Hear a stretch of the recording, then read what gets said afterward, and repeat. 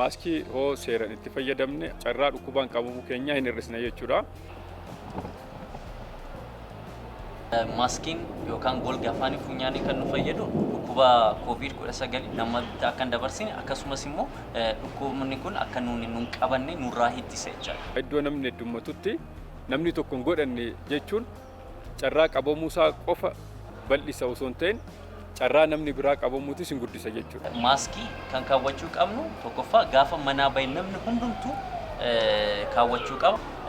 Namoonni qufaa qaban haxxiffachuu qaban mana keessattis gaafa ta'an maaskii keewwachuun dirqamadha jechaadha. Ofii keenyaafis qofa osoo hin ta'in ofii kiyyaa homaa mitiyyuu namni jedhu carraa nama biraa qabsiisuun isaatis guddaadha jechuudha. Kanaafuu akka seera waliigala addunyaattis namni tokko miidhaa isarra ga'uun alatti nama biraatirra kan geessisu ta'e maaskii kana godhachuun dirqama. Egaa haguuggee afaanii funyaanii maaskii kana ittiin jennu gosoota garaa garaa jira. Inni jalqabaa fi inni guddaan N95 kan ittiin jennudha. Dhibbantaa 95 ol vaayirasiin kun namatti akka hin seenne gochuu danda'a. Medical mask kan ittiin jennu jechuudha. Kanaaf maaskii mana yaalaatti itti fayyadamuu qabnudha jechuudha. Inni lammaffaan surgical mask kan ittiin jennudha. Kun immoo haga dhibbantaa 80tti vaayirasiin kun akka nutti hin seenne nu gargaaruu danda'a.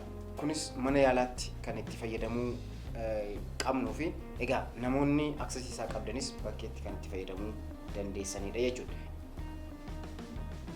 Gurra keenyatti jalqaba gochuun barbaachisaadha. Gurra keenyatti ergi goonee booddee maaskii kana karaa sibiila isaa funyaan keenyatti sirriitti gochuutu nurra jira jechuudha. Egaa inni kan biraan immoo maaskii carqii jirbiirraa hojjetame, erbee jirbiirraa hojjetame kan mana hodhaattis ta'ee akkasumas immoo warshaa keessatti hojjetamee ba'e ta'uu danda'a. Yeroo hundumaa gaafa ka'annutti afaanii funyaan keenya sirriitti cufuu danda'utu irra jira jechuudha. Ammas karaa bakkee isaa tuquu hin qabnu, maaskii kana jalaan immoo afaanii funyaan keenya tuquun nu irra hin jiru jechuudha. Namni hundinuu maaskii kana yoo fayyadame medical mask yookaan immoo maaskii warreen mana yaalaatti fayyadamuu qabnu sana hin qisaasessinu jechuudha. Maaskii kana namoonni qabdan yoo 2-3 qabaatan gaarii ta'a. Maaskii kana yoo baay'ate guyyaa tokko qofa fayyadamuu qabna.